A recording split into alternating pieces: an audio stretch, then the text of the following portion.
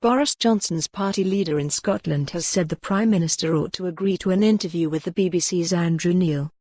Jackson Carlaw said he wouldn't be afraid of being quizzed by Mr. Neil, who last night issued a direct challenge to the Prime Minister to take part in a 30-minute interview. Mr. Neil said he wanted to ask about trust, and said the PM would be expected to stand up to world leaders like Presidents Trump and Putin, so he should be able to cope.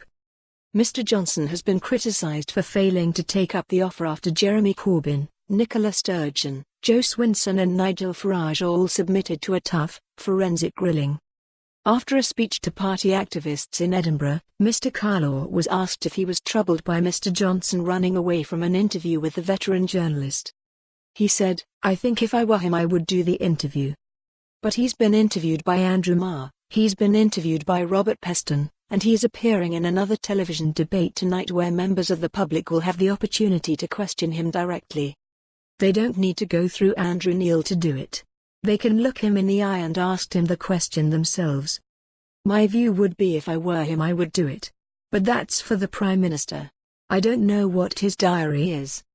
Asked if he thought Mr. Johnson had an honourable reason for not doing the interview or was just afraid, Mr. Carlaw replied, "He's obviously not afraid to do interviews because he's done plenty of them already.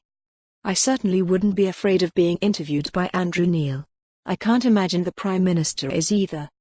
Asked at a press conference today about his refusal to be interviewed by Mr. Neil, Mr. Johnson said he was doing not one, but two head-to-head debates with Mr. Corbyn. He said, "I've done 118 sit-down interviews with journalists. I've fielded innumerable questions." He jokes, "There's a guy called Lord Buckethead who wants to have a head-to-head debate with me. Unfortunately I'm not able to fit him in. We cannot accommodate everybody." For more on this story, visit the news article link.